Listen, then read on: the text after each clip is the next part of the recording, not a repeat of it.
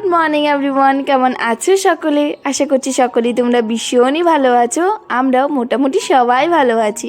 এখন ঘড়িতে প্রায় বাজে 4:30। এখন থেকে তোমাদের সবাইকে সাথে নিয়ে আজকে ব্লগটা স্টার্ট করলাম। আশা করছি তোমাদের আজকে ব্লগটা দেখতে খুব ভালো লাগবে। আর এই যে আজকে কিন্তু প্রথমবার আমি এত সকাল সকাল ব্লগটা স্টার্ট করলাম, কারণ আজকে সকাল সকাল আমরা যাচ্ছি হলো বলে বোমে। হ্যাঁ, কালকে রাত্রে তো সবাই এসেছিলো, মানে অনেকেই কিন্তু রাত্রে আসে, কিন্তু এত ভিড়ের মধ্যে কিন্তু আমরা এই রাত্রে আসতে পারবো না। তো সকাল সকাল কিন্তু আমরা বেরিয়ে পড়েছি, বাবা, মা, ততন, আমি আর মাম্মাম। তো যাই হোক, আমাদের বাড়ি থেকে কিন্তু একটু দূর, বেশি একটা দূর না, হেঁটে হেঁটেই সবাই আসে। কিন্তু আমাদের তো আর হেঁটে আসা হবে না, কারণ মাম্মাম কোলে আছে, কে কত টাইম কোলে নিয়ে থাকতে পারবে, আর মাম্মাম এত দূরে হেঁটে আসতে পারবে না। তো সেই কারণে আমরা পিলপিলিতে চলে এসেছি। আর এই যে দেখো, মাম্মাম আর ওর দিদান মিলে আগে আগে দৌড় দিয়ে যাচ্ছে। তো যাই হোক, সকাল সকাল এসে দেখি এত ভিড়, আর রাত্রে যদি আসতাম তাহলে তো এত ঠেলাঠেলি হতো। যাই হোক, কি আর বলবো তোমাদেরকে। থেকে ফুল, বেলপাতা এসব নিয়ে এসেছিলাম, ধূপকাঠিটা আর মোমবাতিটা এখান থেকে কিনে নিলাম।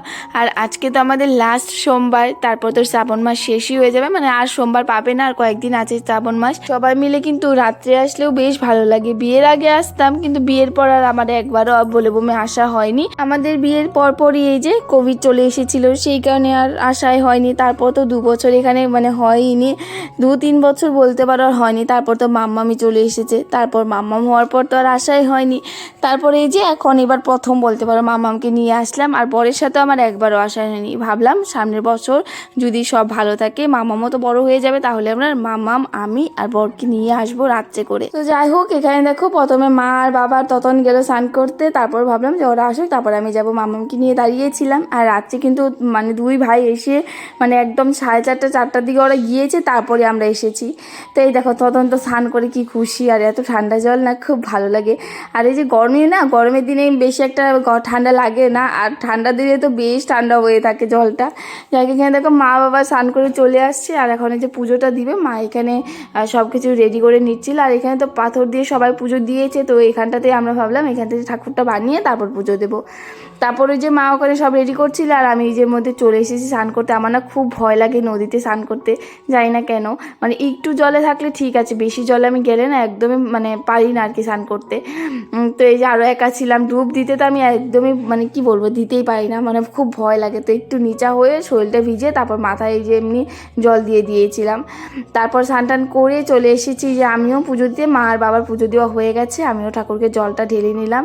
রাত্রে আসলে এত ভিড়ের মধ্যে না ভালো করে পূজা দেওয়া যাবে না কিছু, না ঠাকুরকে একটু ভালো করে ডাকতে পারবো, সেই কারণে আর রাত্রে আসেনি। নয়তো প্ল্যান ছিল রাত্রে আসার, কিন্তু এই যে এটার জন্য কিন্তু রাত্রে আসেনি। কারণ দেখো, এই যে এখন সকালে এসেছি, মন ভরে ভালোভাবে যেভাবে ইচ্ছে সেভাবে পুজো দিচ্ছি অনেকটা সময় নিয়ে।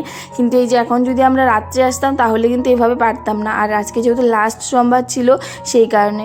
তারপর আমরা মানে নদীর পাড় থেকে এসে তারপর এই যে এখানে মন্দির আছে, তো এখানে তো মন্দিরে এত বড় লাইন দিয়েছে, তো মন্দিরে আর ঢুকবো না, ভগবান তো সব জায়গায় আছে।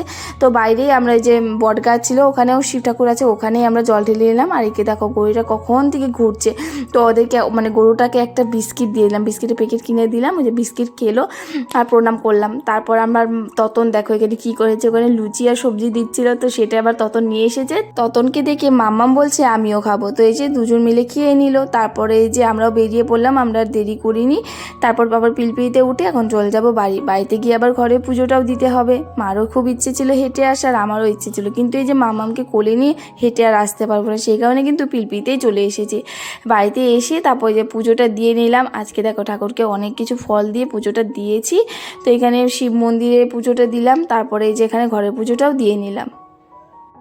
দেখো কতগুলো বান্দর এসেছে, এই যে ওই যে দেখো লাফালাফি করছে সে কখন থেকে, এই গাছে উঠে রয়েছে চুপচাপ। আই আই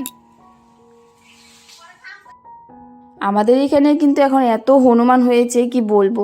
তা যাই হোক, ওখানে হনুমান দেখে ভয় পেয়ে চলে আসলাম ঠাকুর ঘরে, কারণ মা বললো যা তুই এদিক থেকে সর, নয়তো আবার খামচি আসবে। তো সেই কারণে আর ওখানে দাঁড়িয়ে থাকিনি। তারপর শিব মন্দিরটাও ঘুরিয়ে তোমাদেরকে দেখিয়ে দিলাম। তারপর আবার আমরা মানে প্রসাদটা খেয়ে বসেছিলাম। তারপর দেখো মাম্মামকে ওর দাদুভাই দেখা করতে আসছে। বাবা যখন ফোন করে মাম্মাম কিন্তু একটা কথাও বলে না, সেই কারণে যে মন আর ভালো লাগছিল না, তার কারণে বাবাই চলে এসেছে দেখো। আর আসার পর দেখো কি আদর, মানে ওর দাদুর পাশ থেকে একদমই সরছিল না, আর ফোন করলে একটা কথাও বলবে না। তাই দেখো মাম্মাম এখানে খাচ্ছে হলো লাড্ডু, কাকা এই যে এনে দিল।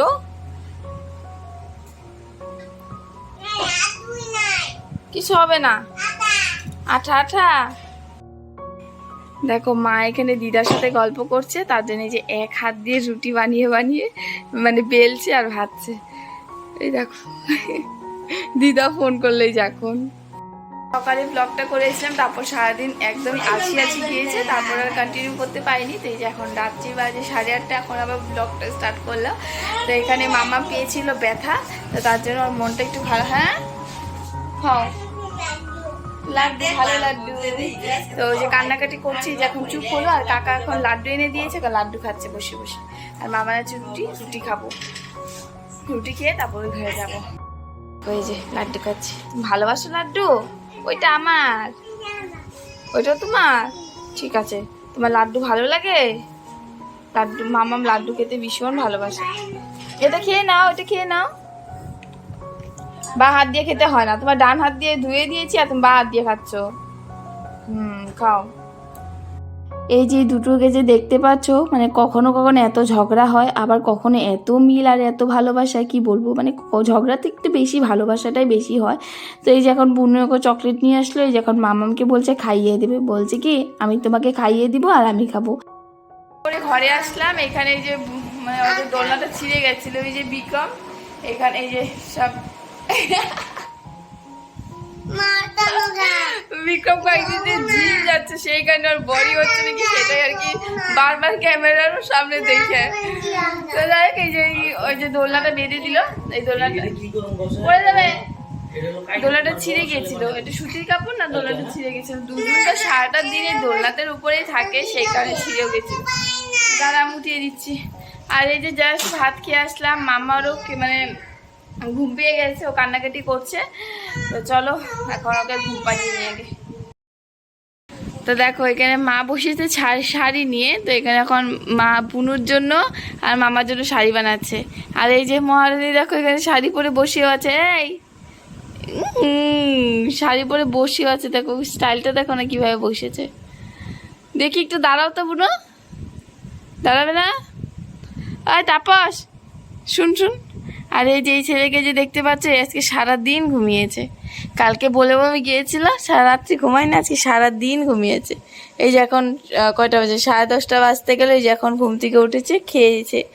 খেয়ে এসেছিস না? তা বলে আর মাথা ব্যথা করছে। এই দেখো আবার বলে আর ঘুম পাচ্ছে, চলে যাচ্ছে। আর এখানে মামাম ঘুমিয়ে পড়েছে, এই যে আর খুব জোরে ঘুম পেয়ে গেছিলো। কালকে রাত্রে আমাকে ভালো করে ঘুমাতে দেয়নি, নিজেও ঘুমায়নি, আমাকেও ভালো করে ঘুমাতে দেয়নি। তো আজকে ব্লগটা কিন্তু এখানেই এন্ড করলাম। তোমাদের আজকে ব্লগটা কেমন লেগেছে কমেন্ট করে বলো, যদি ভালো লেগে থাকে একটু সাপোর্ট করো। বাই, রাধে রাধে।